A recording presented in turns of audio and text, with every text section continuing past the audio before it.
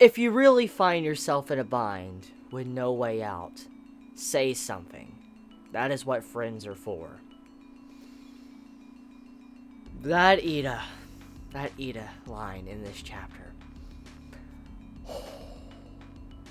Am I the only one that got choked up when I saw Ida say that to Izuku? But then when Todoroki followed it up and said, it's fine for heroes to cry, and then he's like, I think. Just seeing these two characters talk with Izuku like that was so powerful. We have seen firsthand how much these two characters have changed. You look at Todoroki in this chapter and compare him to his anime counterpart going on right now. Vastly different characters. Completely different characters. They're basically not even alike. The only thing that's similar to them is just their past and also the way they look, because their personality has changed so much. They went through so much growth. Just seeing Todoroki change that much, and then seeing Ida change that much, and see how he's so confident, but he's being very mature and giving advice to Izuku, turning around and giving the exact same advice that Izuku gave him. I was like, yo, Horikoshi, yo. Like, that was such a powerful scene. Damn, that was so good. Oh my god, dude. Now, I want to focus in on something when it comes to Izuku in this chapter. I talked about it briefly in, last week's chapter review, but I want to talk about something that was very apparent in this chapter. Once again, showing growth in Izuku and how he's changing to his quest to become a pro hero, the #1 hero. When he says he is fine, it's nothing, and you see how he's trying to cover up his tears and all that. You see how Horikoshi wants to focus in on Izuku's hand, and you see a bunch of scars all over his hands. And this is something that's been popping up and getting a lot more focus in recent chapters. Like, Horikoshi is really wanting to focus on the damage to Izuku's hand, and because of that, it makes me really wonder what's going to happen once this arc is said and done, because there is a lot of bad things building up here. It's a very dark arc, and also we know that there's death flags all over the place. We know All Might is dead. A merciless death is coming, and then Togata is getting death flags as well, which I will get into in a moment. Just all of these things, to focus on some of these characters, it makes you wonder who's going to die, what bad things are about to happen. We know Horikoshi is fine with making characters have permanent injuries. I mean, look what happened to Izuku already. His arms are messed up. He cannot go out there and fight like he once did in the past, because if he did it again, he'll have an injury he can never really come back from. And I feel like something like that's probably going to happen in this upcoming arc. And if it's not that, it's going to be like a mental injury. For instance, just hitting his psyche, because probably someone's going to die in front of him. Maybe Eri or, Togata are probably going to die around him.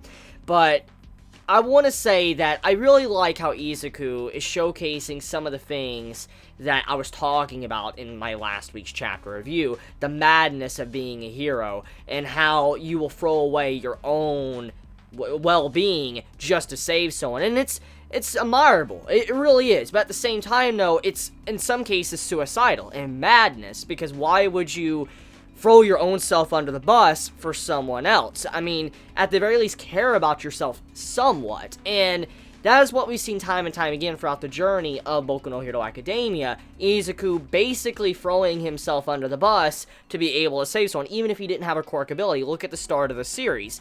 And in this case, when Izuku is sitting there, he's like, I need to keep my secret and all that. I can't say anything. Like, he's had to keep a secret with All Might, but also now that he's with Night Eye and all that, he's doing this operation, he can't say anything. He's got to keep these secrets, and he's really bogged down by all of this he's having to keep within himself and all these mixed emotions he has.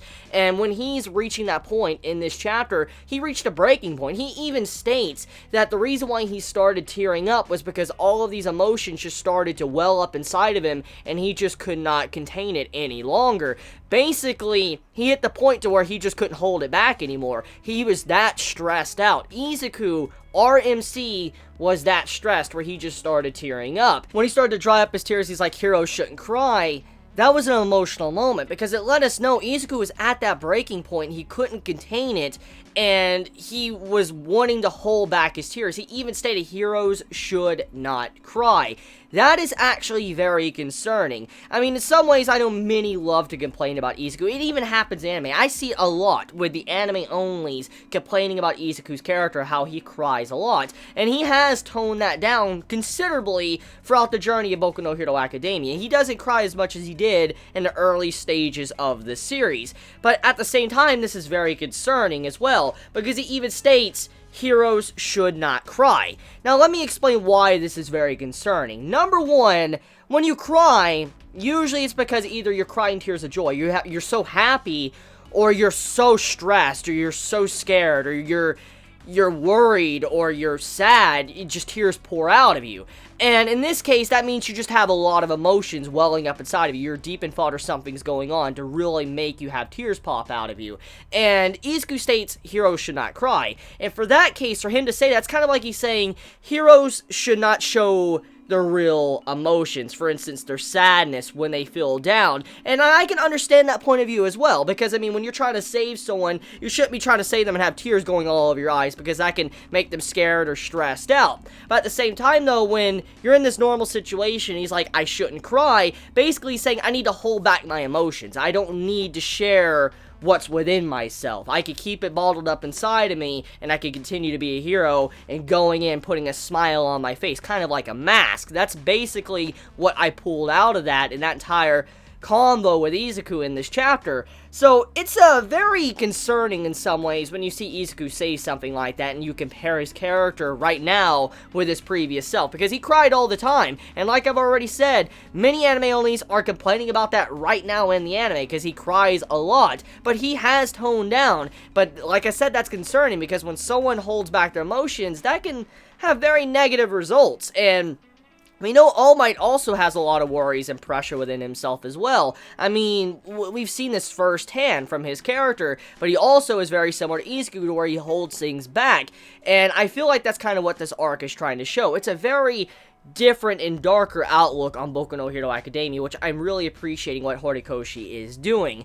But getting off of that though, let's talk about something that really stood out, and it was the line that Night Eye said, the entire quote when he was talking to Mirio. He was saying how you shouldn't let, your failures get to you, continue pressing forward. I'll probably put the picture on screen for you to see for yourself, because it's such an emotional moment, because this entire quote could be actually put on Izuku as well, because what many tend to forget when it comes to Boku no Hero Academia is that this is actually in the past. You remember, this is actually narration. Izuku is like the narrator of this story. Remember, he's writing about this or whatever he's doing. He's telling the story. The beginning of the series basically opened up. He's like, this is my story to become the #1 hero. And so we don't exactly know the details of how he became this, and that's kind of a big spoiler when you think about it, but it could be very warped or different depending on the way Horikoshi wants to take it.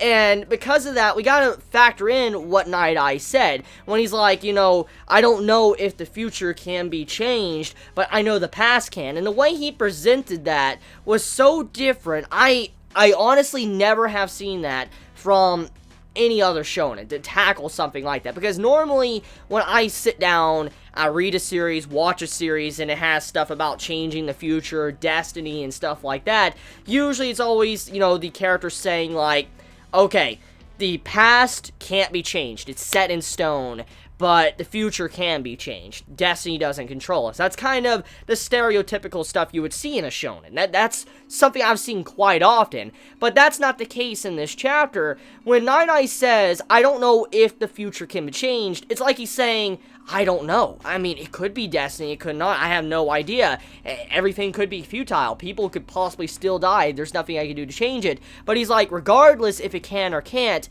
the past definitely can. And it's completely different from the normal, the past is set in stone. And in some cases, it's still set in stone. But what Night Eye was getting at was more of a symbolic meaning to it. For instance, when you think about your past, when you think about your previous actions in life, I know many of us have done this in real life, okay? You've done something in the past where you're either happy about it or you're very upset with yourself about it. You think about your past, and sometimes whatever happened in your past, you think about it a little bit differently. as time passes, you realize that what the true message of that was and what you should take from that. Like, here's an example, okay? You're a kid, you're 6 years old, and for instance, your parents did something. For instance, they punished you, or they put you in a timeout or whatever. They yelled at you because you were about to injure yourself, hurt yourself, whatever, or you're doing something very stupid, and they only did that because they really love you. And at that time, when you're a kid, you don't really process that. You don't understand that your parents are looking out for you. They care for you. They want to make sure you're okay. But you don't realize this until many years pass. Maybe like a decade passes, you'll think back on your parents and be like, I remember when they used to do this and all that, and I remember that, you know, I was very mad, but now thinking back, I understand why they did that. Myself, I feel like that. I have memories, I feel like that as well. I take from my past, and I realize, like, holy hell, there's more meaning that I could understand that a little bit better. And so what Night Eye was trying to say was that the past is set in stone, but your interpretation of it, the way you look at it, the way you pull things from it and learn from it is actually what can be changed. For instance, learn from your mistakes, learn from what you did wrong, but also press forward and never give up. That was such an emotional moment. One of the best quotes in Boku no Hero Academia, and lines from a character. Night Eye going in and saying something like that was just spot on. It was completely spot on, and that writing completely blew me away. But, besides all of that, though, Togata has a massive death flag on his head. Like, it's pretty bad. His death flag is scary, because that entire quote that Night Eye was saying was focused on Togata, and since Togata is the type of character that's like the senpai, you know, the older student, the someone that will watch over the younger generation, I feel like because of how much he shines, he's a shining light in the darkness, and the way he's always happy, I feel like he's the type of character that's destined to set up and die. For instance, to just have him die right in front of Izuku to see the cold, harsh reality of what really happens and what villains are really capable of. Or, you know, he's going to actually become depressed and just lose that light. One or the other is going to happen. I mean, imagine if this is where Horikoshi wanted to take it. You know, Togata, he's sitting there trying to save Eri and all that. He's a shining light. He's smiling, all that. He's going in to save her. All of a sudden, Overhaul pops up, and he's just hits him. Dead. All over the wall. Imagine how Izuku would feel if he saw something like that. Just gone, like that. Someone that was a shining light. That would be messed up. So, I wonder if Horikoshi's willing to go through with it. If he's going to kill off Togata or not. Because there is a lot of death flags on his head after this chapter. And I'm very curious if he's willing to go that far.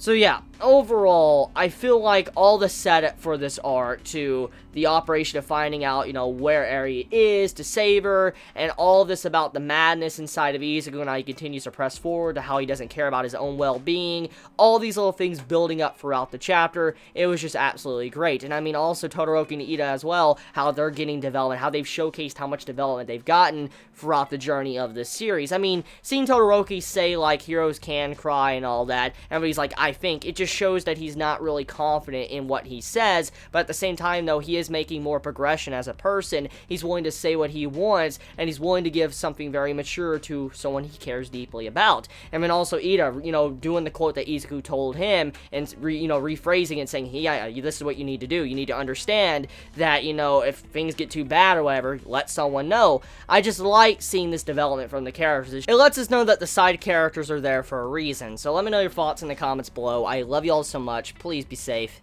Chibi out.